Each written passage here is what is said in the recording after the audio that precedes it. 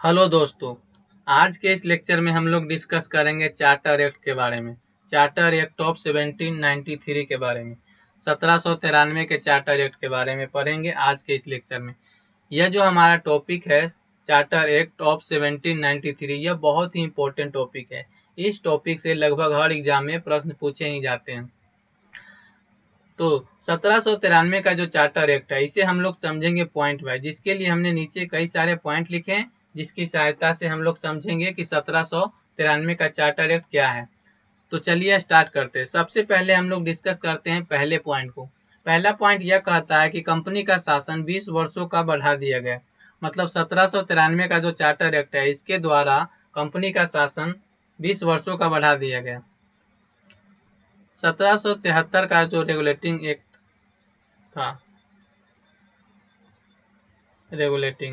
1773 के regulating act में company को अगले 20 वर्षों तक विदेशों में व्यापार करने की मिली हुई अनुमति खत्म होने वाली थी। अतः कंपनी के अधिकारों को अगले 20 वर्षों तक बढ़ाने के लिए 1793 में ब्रिटिश संसद द्वारा चार्टर एक्ट 1793 में पारित किया गया। मतलब 1793 का जो चार्टर एक्ट है, इसे पारित करने का मुख्य उद्देश्य यही था कि कंपनी के अधिकारों को अगले 20 वर्षों तक बढ़ाया जाए। अब चलते हैं हम लोग दूसरे पॉइंट पे। दूसरा पॉइंट यह कहता है कि बंगाल के गवर्नर जनरल को बम्बई मद्रास के पर्यवेक्षण का अधिकार दे दिया गया। मतलब बंगाल का जो गवर्नर जनरल है, इसे अब बंगाल के साथ साथ बम्बई और मद्रास के पर्यवेक्षण का भी अधिकार दे दिया। मतलब 1793 के चार्टर एक्ट के द्वारा बंगाल के गवर्नर जनरल के क्षेत्र को बढ़ा दिया गया। मतलब पहले यह सिर्फ बंगाल के क्षेत्र को देखते थे, लेकिन अब वो बंगाल के साथ साथ बम्बई और मद्रास के क्षेत्र को भी देखेंगे। अब चलते हैं हम लोग नेक्स्ट पॉइंट पे। नेक्स्ट पॉइंट यह कहता है कि 1793 का जो चार्टर एक्ट है, इसे हम लोग ईस्ट इंडिया कंपनी एक्ट के भी नाम से जानते हैं। तो यह इंपॉर्टेंट पॉइंट हो गया कि हमसे एग्जाम में यह भी पूछ सकते हैं कि किस चार्टर एक्ट को ईस्ट इंडिया कंपनी एक्ट के नाम से जानते हैं। तो चूंकि हम लोग जानते हैं कि 1793 के चार्टर एक्ट को ही हम लोग ईस्ट इंडिया कंपनी एक्ट के नाम से जानते हैं। 1793 का जो चार्टर एक्ट है, इस चार्टर एक्ट से यह साफ हो गया था कि कंपनी के सभी राजनीतिक कार्य स्वतंत्र नहीं है, बल्कि ब्रिटिश सरकार की ओर से हैं। कंपनी केवल क्राउन की प्रतिनिधि के रूप में कार्य करती है।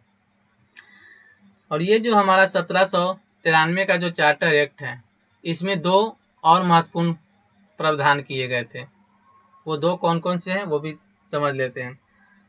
पहला यह था कि कंपनी के सभी बोर्डों के सदस्य, अधिकारियों और कर्मचारियों के वेतन भारतीय राजकोष से देना तय हुआ, जो कि अब तक ब्रिटिश राजकोष से दिया जाता था।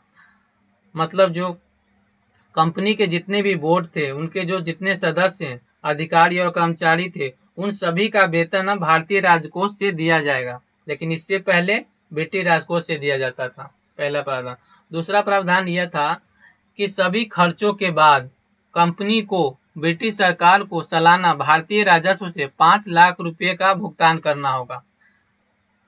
5 लाख रुपए का भुगतान करेगी कंपनी। मतलब कंपनी जो है सालाना 5 लाख रुपए ब्रिटिश सरकार को देगी भारतीय राजस्व से। तो दोस्तों, 1793 का जो चार्टर एक्ट है, इसे पारित करने का मेन मकसद यही था कि कंपनी के अधिकारों को अगले 20 वर्षों तक बढ़ाया जाए। 1793 के चार्टर एक्ट में इतने ही प्रावधान हैं।